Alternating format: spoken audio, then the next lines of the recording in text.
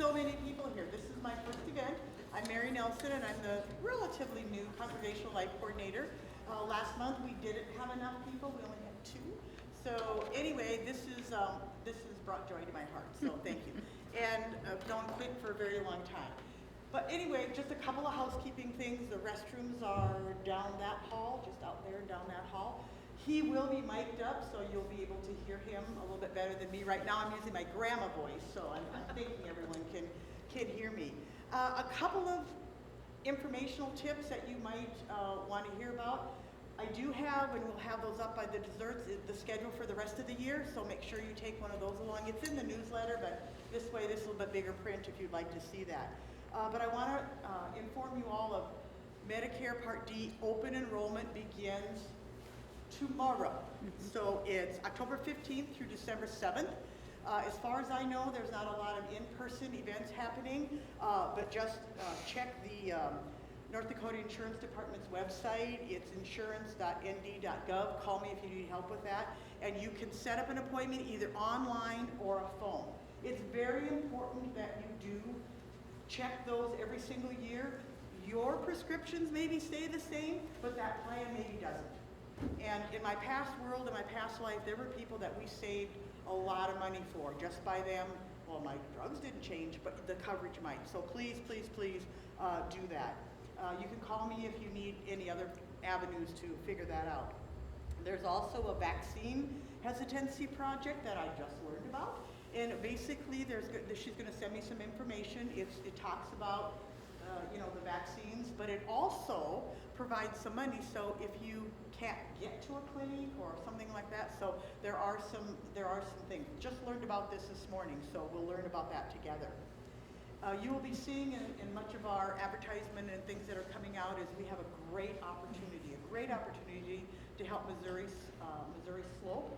Of course, they're going to be moving into their new facility on North Washington.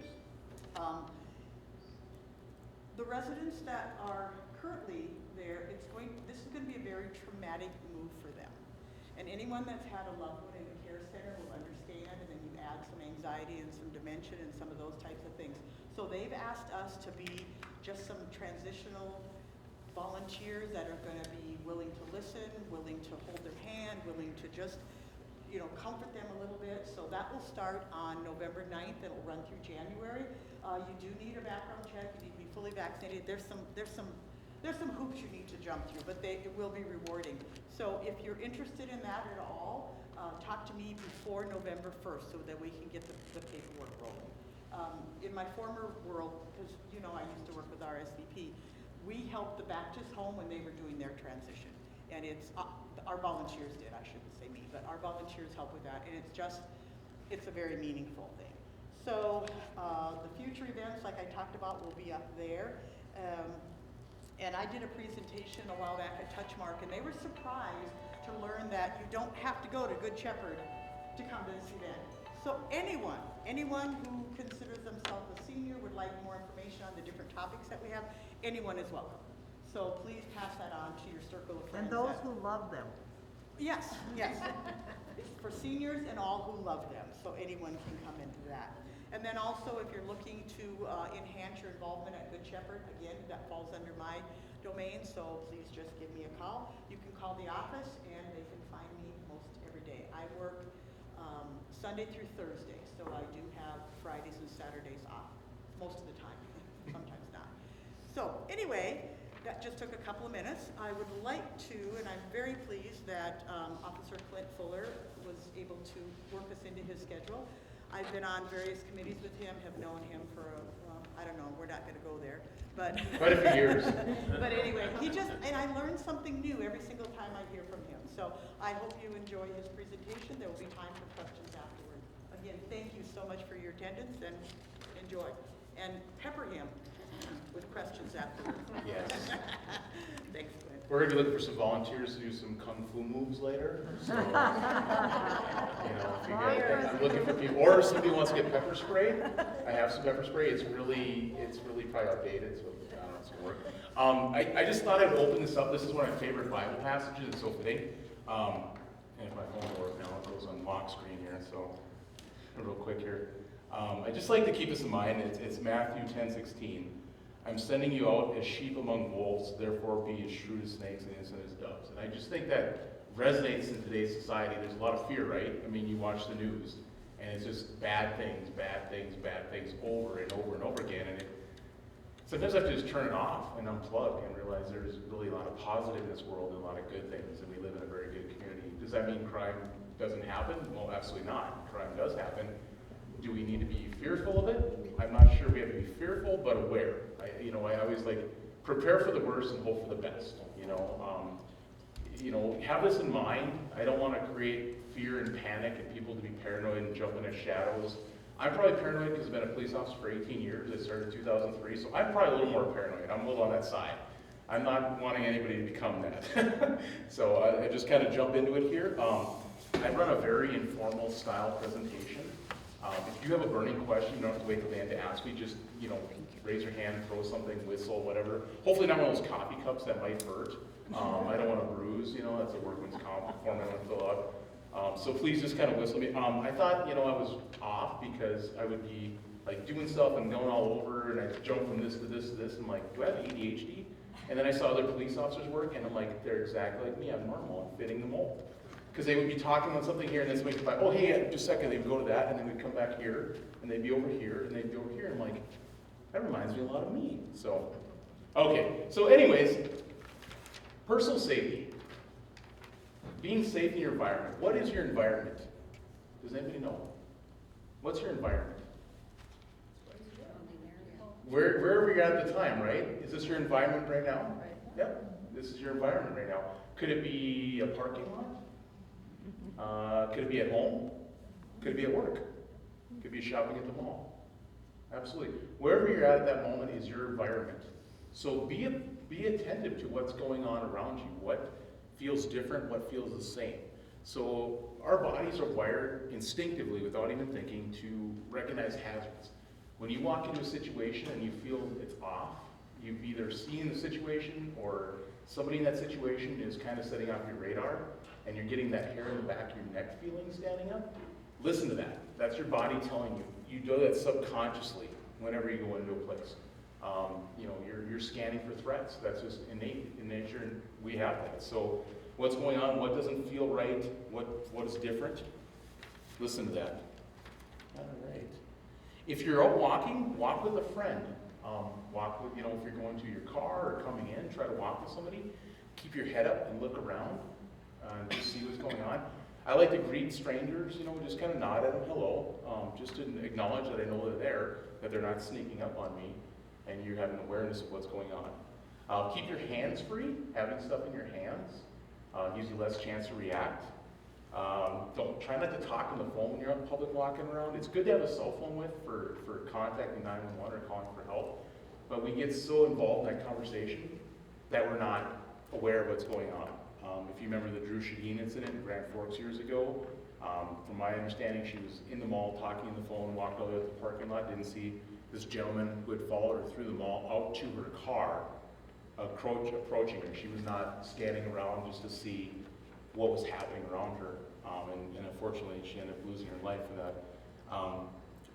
Have your keys ready when you get in your vehicle. They're also nice to have for a little self-defense thing. So if some of these keys are bigger nowadays, so you have that in your hand, and somebody you can jab somebody to get away, you have that available.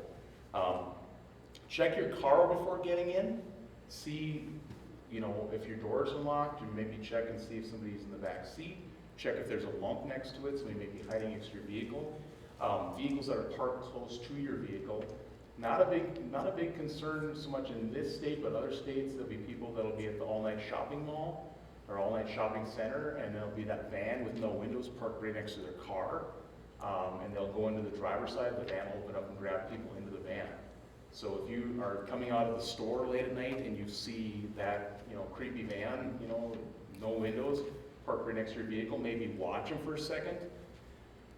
Just see what they're doing. Maybe they'll drive away, see who's in the van, maybe go back into the store and get a manager or an employee to walk out with you. A lot of stores will do that. They have usually, I call them cart wranglers, cart attendants. I used to do when I was in Menards years ago. Go out and round up all the carts around the parking lot and then bring them in the store. That was my job. It was fun in the summer, but not so much in the winter, pushing that cart through 2 feet of snow. That was not a fun time by any means, so, and I was sick all winter long, but just watch what's going on and just see, hey, you know, I see this van out there, nobody else is around, it's late at night, maybe I need somebody to walk out my car.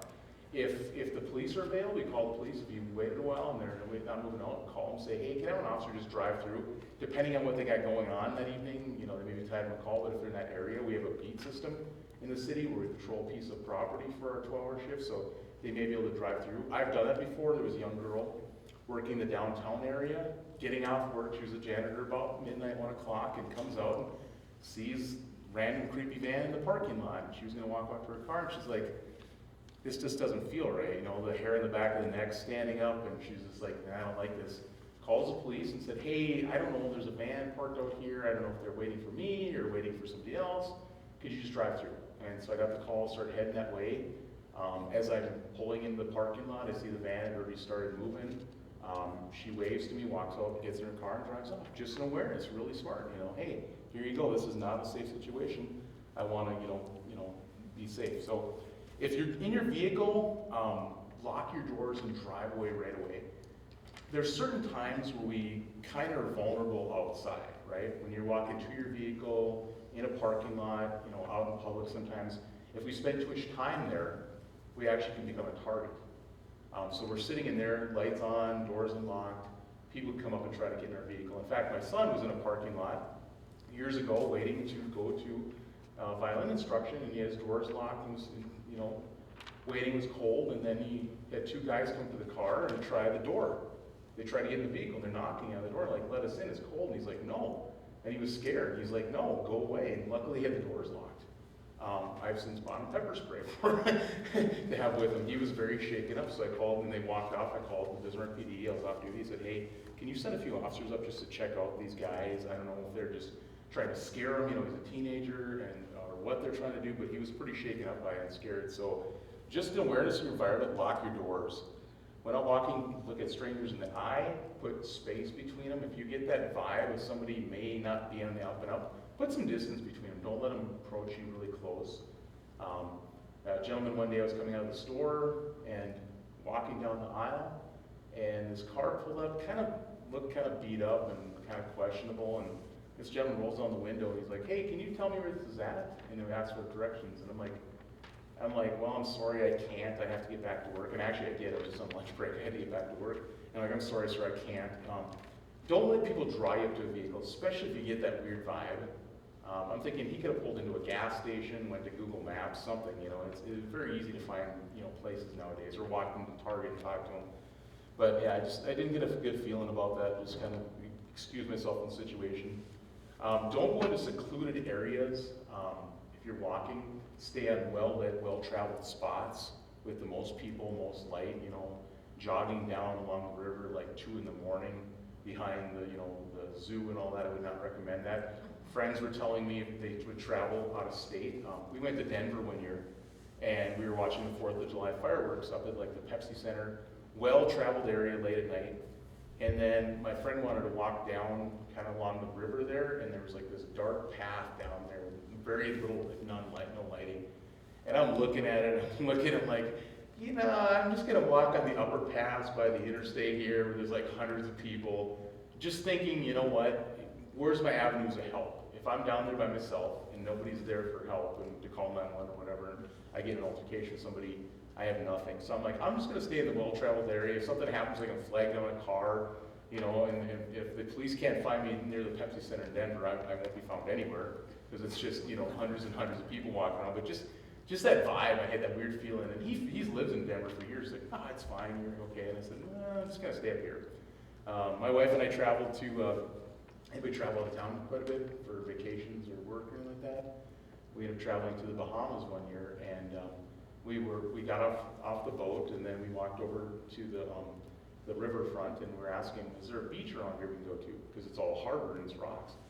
And the custom agent's like, well, there's Paradise Beach across the harbor there. And I'm like, well, you gotta take a boat over there. We just got off a boat. Is there a beach here nearby? And he kind of like had that hesitation, you know, he didn't want to tell me. He's like, well, there's Saunders Beach down there, and you have to walk away. So My wife and I, okay, so we'll start walking, and we get about halfway there, and we're looking down this kind of, you know, alleyway and all this, and I looked at her and said, do you want to go down there? She's like, nah.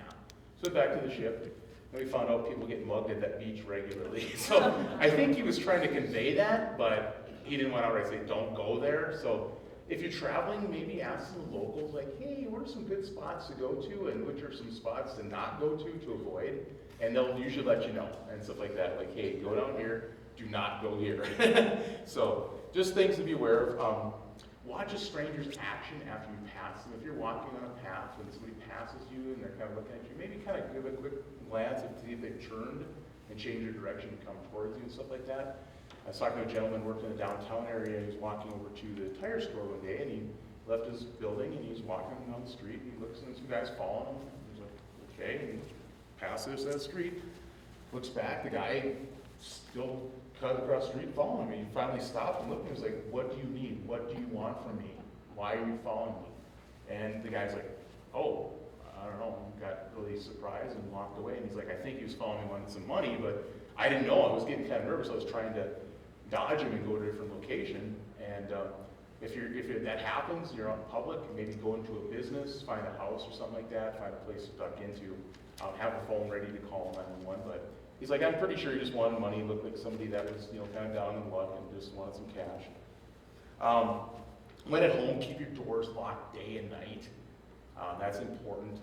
My wife used to run a daycare, and I would tell her lock the doors, you know, because we live near a park, and sometimes we get some transient homeless people through the park, and I'm like, I don't want a stranger coming into our house, and that does happen in Bismarck quite frequently. People will be drinking or had too much, you know, consumption, and they will actually walk into people's house. And they think it's their home, and they become confrontational with you in there, thinking, what are you doing in my house? And you're like, nobody, this is my home, and then they'll get angry. So, especially if you live in like row houses that look a lot like they come home after, you know, a night on the town, and they think, oh, well, this is my place, and they try the door and come in and, you know, pass on the couch. It's like, whoa, wait a minute. So just locking the doors, good peace of mind. Check credentials of anybody who's coming to do repairs in your place. If you like MDU or the cable and stuff like that, ask for an ID. Just say, hey, who are you? Why are you here? You know, and just verify that they're actually here. Especially living in an apartment building or a condo, and you have somebody coming to do repairs that you never called. Maybe check with your manager or superintendent. Say, hey, is somebody coming today to look at the cable or the phone or something like that? If you are confronted by an attacker, cooperate. If they want your wallet, what I would do is take your wallet or purse and kind of throw it like, oops, Butterfingers. That way you have an avenue of escape, right? If I throw this over there, then they have to go for it. Then I have an avenue of escape. If I just hand them my wallet or purse, then they have me and that. And most times they're going to want your property. They're going to want to get some money from you. So throw that there. Weigh your abilities against the person. You think, you know, hey, if I can get an avenue of escape here and maybe turn and run. People ask sometimes, what do I do if a weapon's displayed? This is a tough, I don't have an exact perfect answer for this. If a weapon's displayed and you're taken into a vehicle, look for an avenue of escape, because if you get taken to a remote area that's less populated, your chances of somebody helping you diminish greatly and stuff like that. So think of that. Draw attention to yourself, maybe yell, scream, make noise. Survival is your ultimate goal. So if you think, hey, if I get with this person right now, cooperate, and I get an avenue of escape, you know, if the vehicle stops along the route or something like that, I can jump out or whatever, anything you take a chance, you know, to get out of there.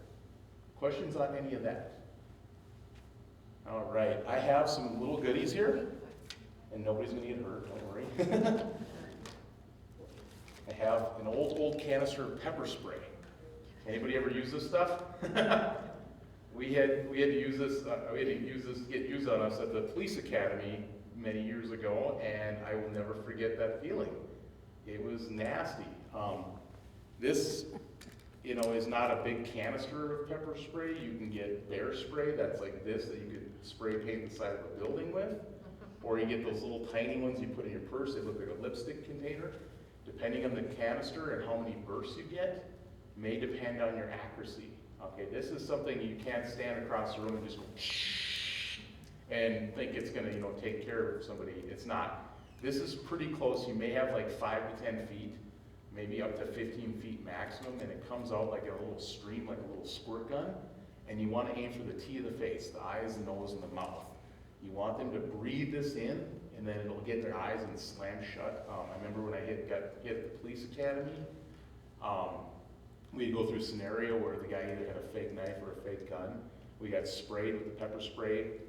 We would have to like try to pry our eye open, drop the knife, drop the gun, word on the ground, go up and handcuff them, and then call them ready for backup and all this, and then they would take us out and wash us up.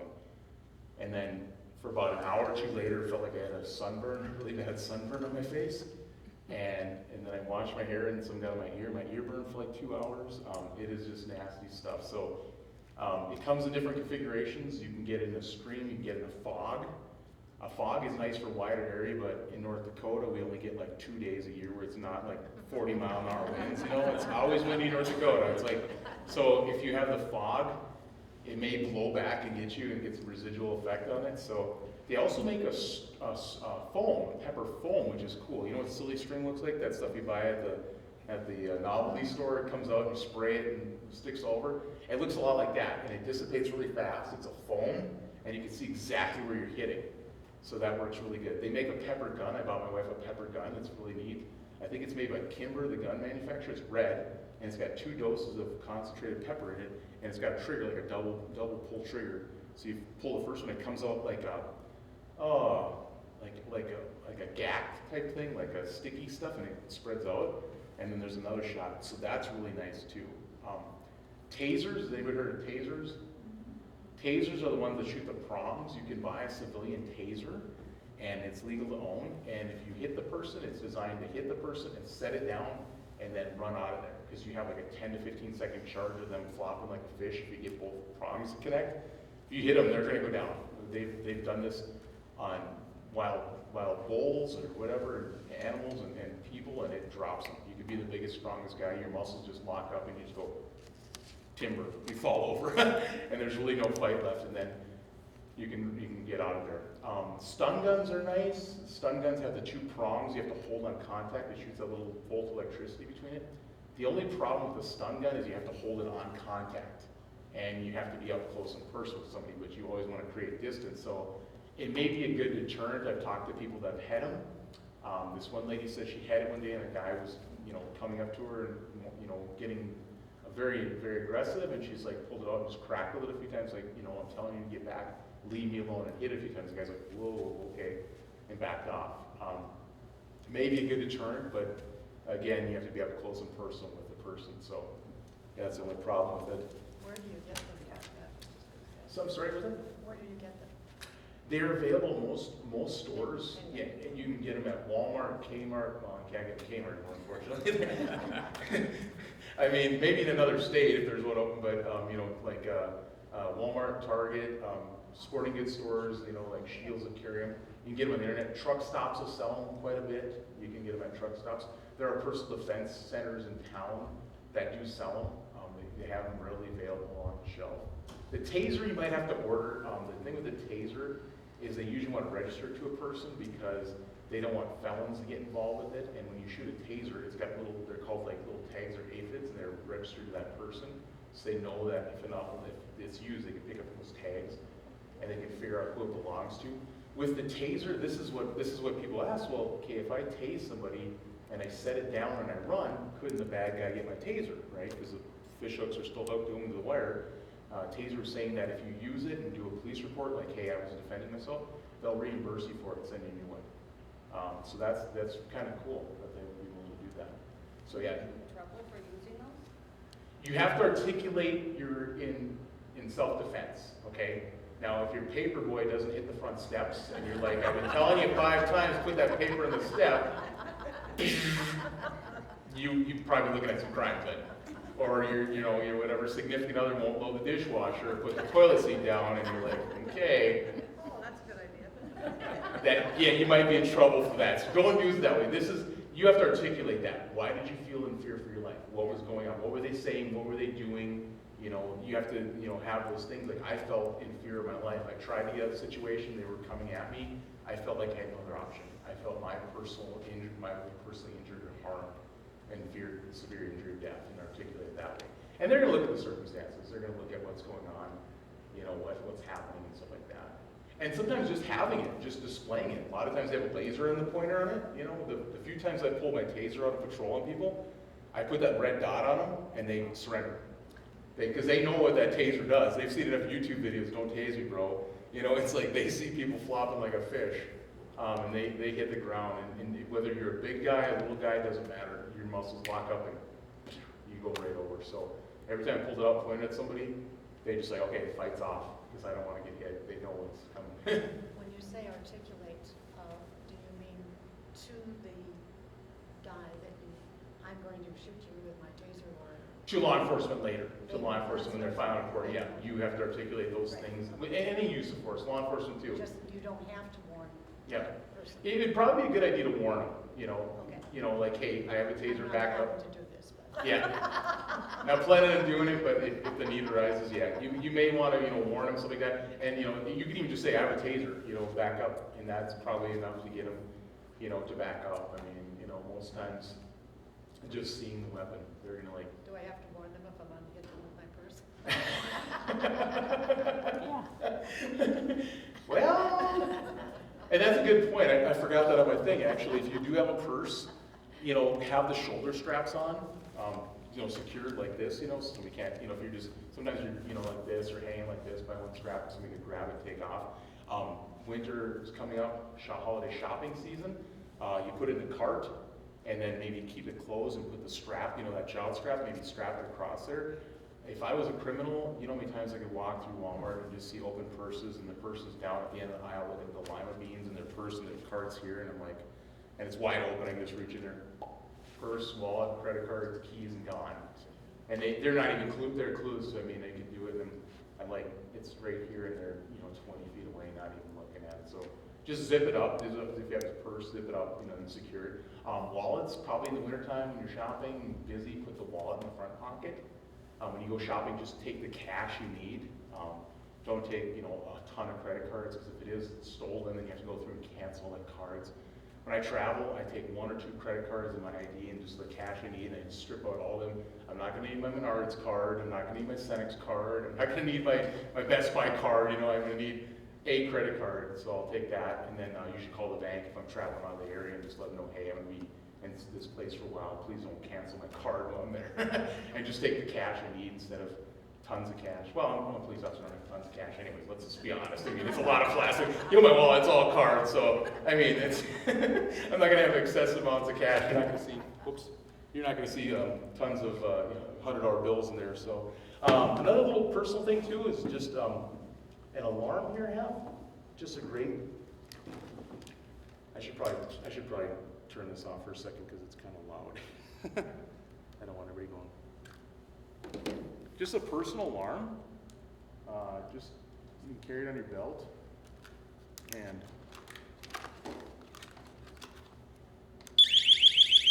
just get somebody's attention. If you don't feel like yelling or screaming, that'll get somebody's attention. It's got this high intensity light here. Try not to blind you with it. It's this high intensity LED light on the end here. No, actually, another good personal device. You can get those little clip LED lights that are really bright, just put in your keychain. Somebody was telling me they were traveling one time and the power went on in their hotel room. There, you got one? Got one. Awesome, there you go, yes. A person was telling me a story, they went to a hotel and the power went out. And they're trying to find the door to whatever, get out, and they couldn't find it. They didn't, you know, they're not used to it. So they're wandering around feeling like, if I had my keys, I'd just, you know, hit that light and see where I'm going. I'm like, genius, very smart. My husband couldn't find the keys. You couldn't find the keys?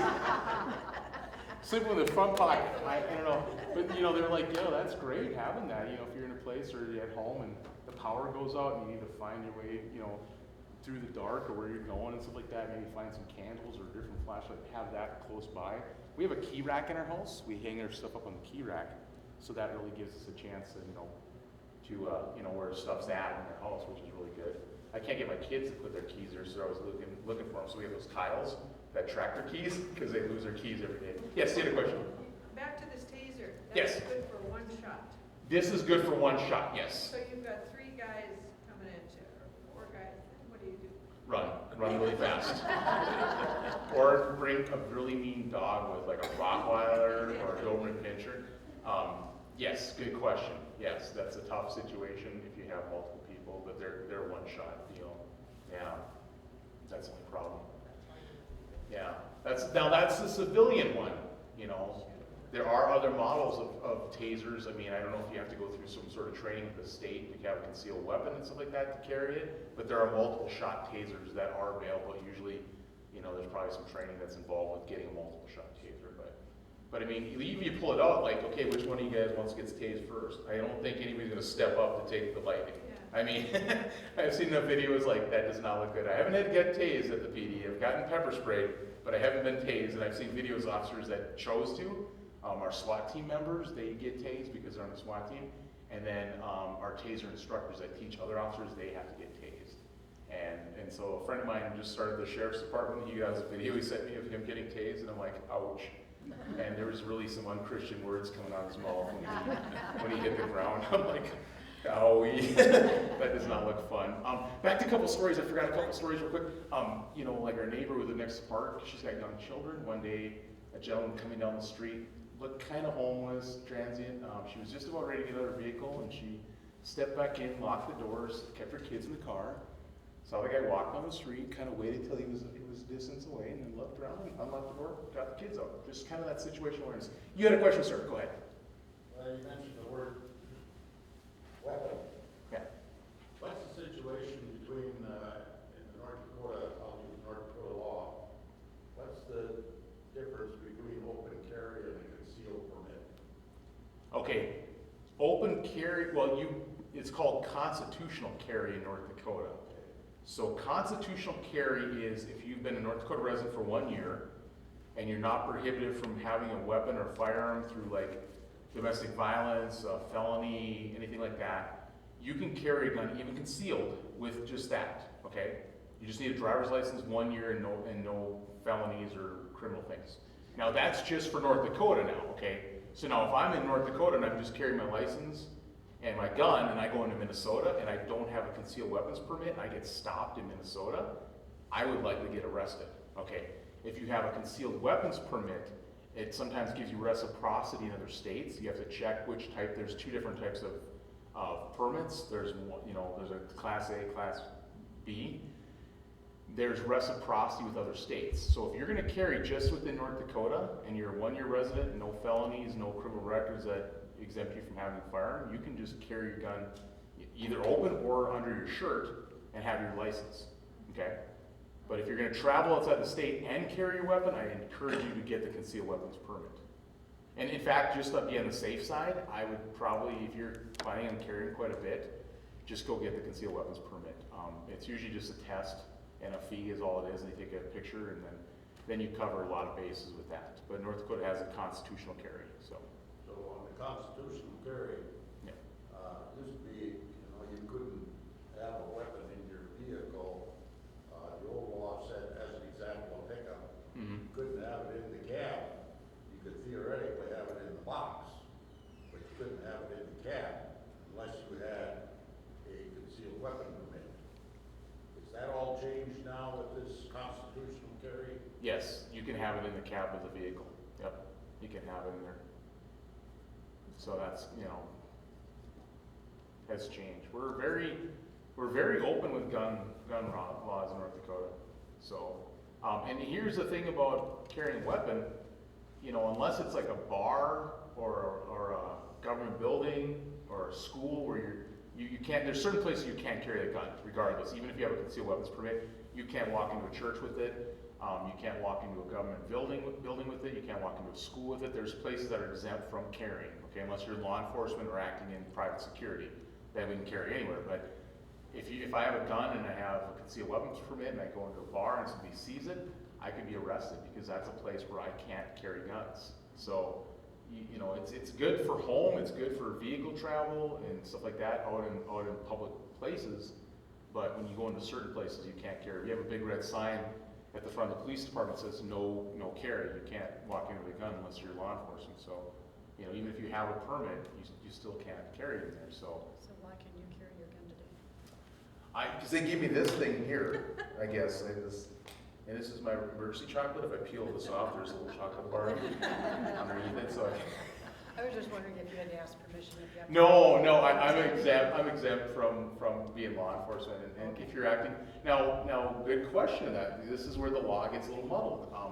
You can act as security and carry a gun in a church if you're acting on security for the church. You can hire security or have a security team. They have to be approved by the pastor or the church congregation to say yes, you can carry in this building.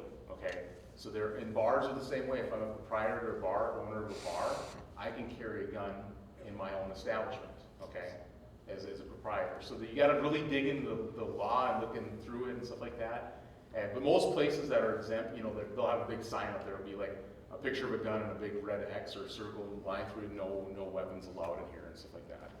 And certain places may not want to have a weapon. I've talked to people that have businesses and they're like, we don't want guns in here. And I'm like, well, you're not under the state statute of not, you know, allowing guns in there. They're like, we just don't want them. That would come into a case where if they saw you with a gun, they may ask you to leave, and if you don't, they call law enforcement, and then law enforcement would say, hey, you have to leave or they're going to trespass you. And that would come into a situation like that. But they're not on the list of, you know, exempt places for firearms in North Dakota. So, you know, it gets kind of dicey. That gets more into attorney questions, what I know. But yes, you know, you can carry Constitution in North Dakota. We passed that a few years ago. So if you want to have a gun, you know, and you can open carry. Anybody can open carry. I mean, if your gun is it's got to be wholly visible. If you carry a gun, it's got to be wholly visible. That means I can't have a jacket, you know, obstructing it. You know, I mean, it's got to be wholly visible, you know, for open carry. So. So you're saying they can carry a gun like Target? Unless they don't want you in there with it, yeah. Really? Yeah. I didn't know that. Most people will carry them concealed just because chances are if you're walking in public, people are going to get alarmed and call the police. They're like, hey, he's walking through Target with a gun, you know, and But that's his right. it's not necessarily illegal. You know, it's not. It's just the fact that perception of the public. Right. They may be alarmed by it, like, okay, he's got a gun. What's he going to do? Rob the place? Is he gonna, you know, that may cause some stir. You know, and people may be alarmed by that. So it's like a situation. Well, and I really think that's why people went back to they went to the constitutional carry in North Dakota, because it's like, well, we would rather have people, if they're carrying a gun, you know, have legitimate, you know, ID from the state, be a resident for 1 year, and not be a felon, and have their gun under their shirt, you know, in case they need to have it for protection. But Well, okay, you say that gun has got to be, I'll use the word visible, either like you got now, or like you said, you tuck it in a shirt. Yeah. What about these ladies in their purses? They carry a weapon in the purse. What's the rule on that? you know, I think if you're under constitutional carry, I think you're still good. I think you're right. Now, I'm talking about open carry versus concealed carry now, okay? Right. Okay, before we had the constitutional carry law in North Dakota, you could carry open carry. Okay, I gotta back up here. You could carry openly, and then they went to the constitutional carry, which you can have concealed, as long as you have the driver's license for 1 year and you're a resident and you're not a felon prohibited from weapons. But I would urge you, honestly, just to cover all your bases, if you're planning on carrying concealed, best bet is just get a concealed weapons permit. Just go to the state, file the application, take the test, and then you give them your driver's license or passport photos. They give you a card that says you're legit to carry. Then you're covered completely. Then there's none of this, well, you know, am I okay here, am I not okay here? And I warn people, like, if you are planning on carrying regularly, and you do travel out, especially if you live in Fargo and you're over in Minnesota and Moorhead quite a bit, you may forget, you know, it's like, hey, I just have my gun on me, I'm just going North Dakota constitutional carry, but then I slip across the border, or you're living out by Dickinson or Williston, you hop over to Montana quick, you know, your constitutional carry means nothing to Montana. You may be good in North Dakota, but you step over there and you're concealed with that, and you just have your license, you're probably gonna get arrested. So, I mean, I hate to see that happen, or even with South Dakota, you live down southern part of North Dakota and you bebop into South Dakota quite a bit, and you're carrying and you forget about it, and we're complacent as humans. We forget stuff all the time, you know, if I throw a gun in there, I'm so used to carrying every day, well, I'm just driving through North Dakota. I'm good. In fact, I worked construction years ago in college. We left Bismarck and went out to Dickinson to work on the True Value. And there was a couple people come up to ask us where something was at in Dickinson. And my workmate at the Northwest Contract said, well, we don't know, we're from North Dakota. And the kids looked at him like, they drove off, and the other guy's like, buddy, we're still in North Dakota. He thought we went to Montana.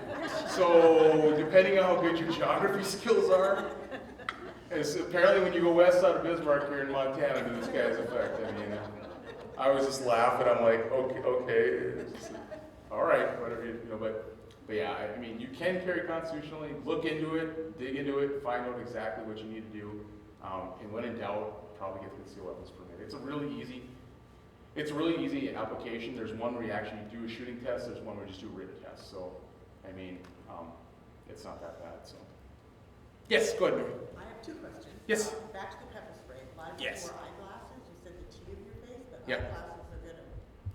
What do I do? Get it right above their brow, right above there. Spray it there, and it'll drip down. And even if you get them in the nose, they're going to start coughing. I carry bear spray when I go hunting in Wyoming because I carry a rifle, and if the bear's charging me and I miss with that one shot, I'm probably going to be eaten by a bear. So I carry bear spray, and it's a big canister in my hip. Well, there's a little orange wedge that is between the trigger to stop it so it doesn't spray. Well, I pulled that out one day, and I just rested my arm like this, and it went, and it sprayed all over, and I had this plume, and I was coughing for 2 days. And then, it gets even better than that. It got on my coat, so I'm wearing my coat all the way home to North Dakota, and I'm like coughing. And then I threw it in my truck and forgot about it. And then my kid's playing baseball one year. It's in March, April. It's cold out like this.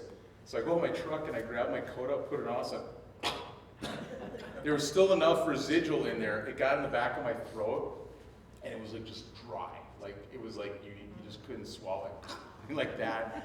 And it was nasty. And that was just a residual blast that just hit the air. Because I put my gun on my shoulder, and like this one, and just kind of got in the air. And I'm like, oh no, and it just.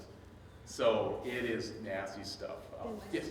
Does it ever expire? I have some pepper spray, but does it expire? Yes, there is expiration dates on it. You might want to check that. And these are very inexpensive. I think these are 10 to 20 bucks. Mm-hmm. They're not expensive. Look at the date. And then also too, what you want to do with these is shake them every once in a while, because there's two ingredients. There's a propellant, which is just like water, and then there's actually the oleoresin capsicum, which is the pepper oil. Mm-hmm. Basically, if you wanted to figure out what this stuff is, go to Pizza Hut if they're still open.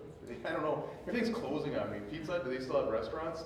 Those little red pepper flakes that you sprinkle on your pizza, grab about 1 billion of those and squeeze them really quick and get the juice out of there, and then rub that on something. Like your eyes or your face, and then you'll see exactly how hot that is. That's basically what it is. It's just pepper oil. It's not a lasting effect, but when it is effective, it hurts. It hurts really bad. So, I mean, it works. It may have no effect on somebody if somebody's like not right in the head, and you spray them, and they laugh at you, and they're like, no effect. Run and run fast, because the only thing to take that person down is probably about 4 or 5 police officers landing on them, because they're feeling no pain. In fact, one time on patrol, we ended up spraying a guy. My sergeant sprayed him, and the guy turned and walked away, and I just showed up and like, oh man, and still carrying a knife in his hand. I yelled at him, he turned around, and I hit him, and he walked away again. And I'm like, and he took about 10 steps, and he hit the ground. I'm like, okay, that time it worked. But I mean, it was a direct shot. I mean, he was like me to you, and I just hit him with it, and it's like, and he just turned and walked. I'm like, and I was kind of dumbfounded. I'm like, they told me this stuff worked. It worked on me. But some people don't have an aversion to spicy stuff. They could probably get hit with it, and it might like be a minor irritation, but it's not going to incapacitate them. So, but even then, here's my thought of this. Even if you hit them and they're kind of like confused, kind of like a skunk that sprays somebody, like sprays the bear. The bear's like, what was that? That's your opportunity to get out of there. Take that opportunity, just that few seconds to, get out of the situation. Get into a vehicle, get into a house, get into a place and leave. Get out of the situation. You've got that avenue, stuff like that. What if they can run faster than you can? never mind. That's where we go back to the innocent as doves and shrewd as vipers. Yes. The chances are people are going to want your property. Most times they're going to want your purse, your wallet, your money, your valuables, your jewelry, things like that. That's mostly I mean, unless it's somebody that's really targeting you personally, most criminals, they're looking for cash. They're looking for money to probably get their next bottle of liquor, get their next hit of marijuana, their next meth, whatever. That's pretty much what they want. That's the majority of it. Some years back, the news reporter up, I don't know if it was Minot or where, and she had come home, of course, late, and drove into her garage, and someone was waiting outside. And when the garage door closed, there he was, Oh, and he no. raped her. Yeah, that's, There's not much you can do on that, is there? no, there's really not. I'm paranoid to where I put my car in the garage and I lock it. I lock the garage door and the car. And, you know, I've talked to people that leave their garage doors unlocked. They have a garage you drive into and it's got the service door that leads into their house, or a side door to the garage, and they leave that unlocked, they leave their house unlocked. And I just cringe because I'm like, you never know who's gonna sneak in there. You know, that's an opportunity where they could be in your house.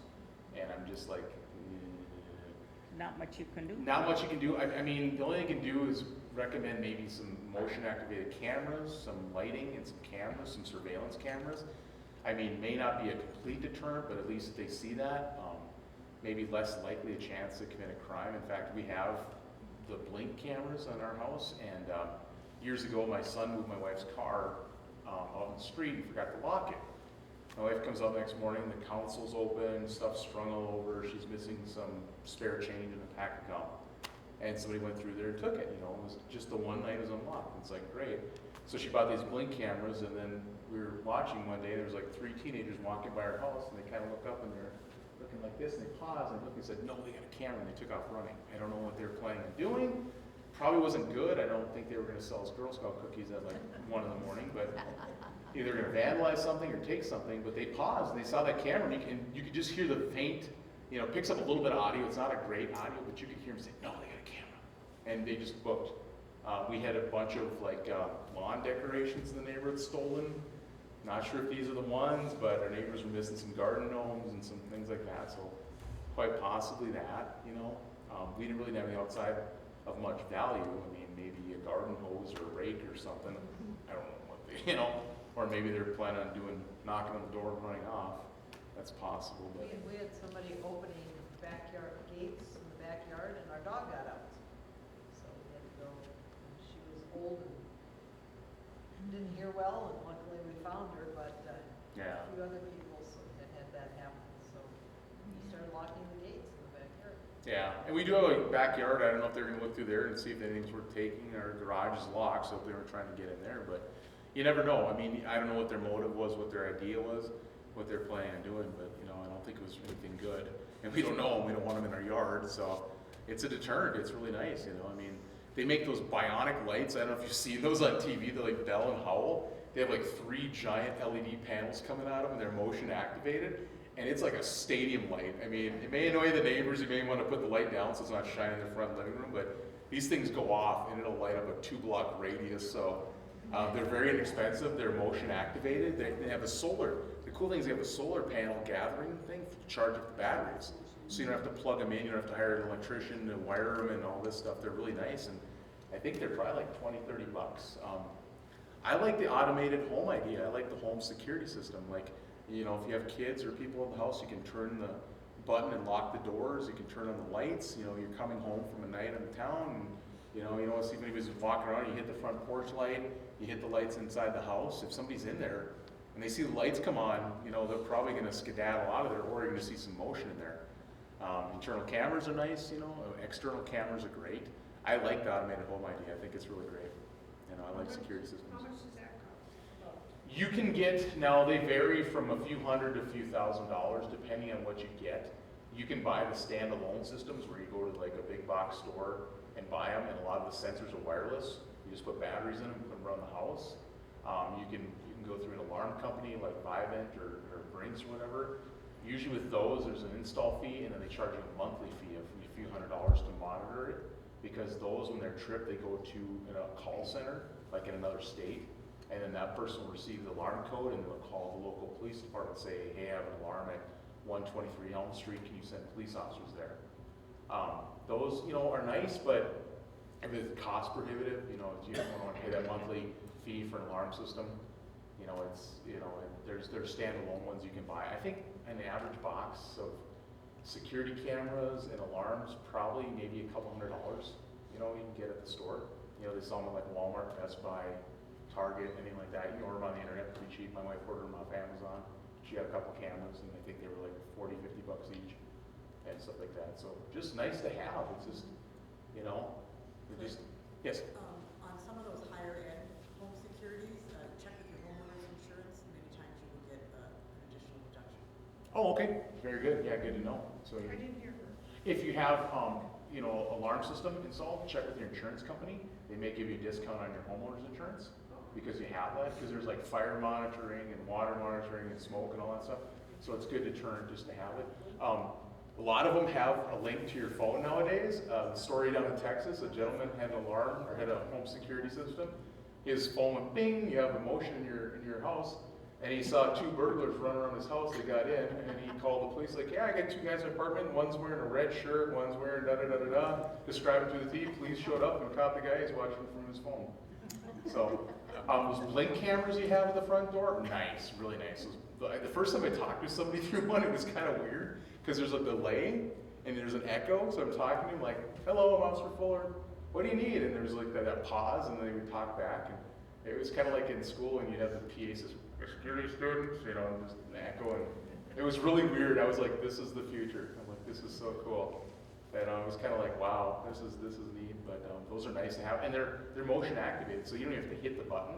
So these guys that are sneaky and coming up your front steps to steal your packages on your front porch or whatever, it's activated right away as soon as they come up. You know, you can hit the button, and that'll send an alarm to the person, and they can answer it. They could be like in Jamaica. Which brings you up to another good point. Anybody travel out of town, like snowbirds, you know, please don't put social media that, hey, I'm going to Jamaica for 2 months, my house is gonna be empty. Please come in and eat everything on the refrigerator, live rent-free for 2 months. You know, put pictures when you come back. Maybe set up those little timers. You got those little Christmas light timers. You buy them at Target for like $2.99. Plug a lamp into it or a TV or something to come on so your house isn't dark for months on end. Maybe talk to a good neighbor, have them maybe move some snow off your front steps, grab your mail or newspapers and stuff like that. If you see a pile of newspapers in front of a house with 2 feet of snow around it, criminals know like nobody's there. That place has been empty for a while. So our neighbors used to go to Arizona every year. Don't blame them. I don't like North Dakota winters either.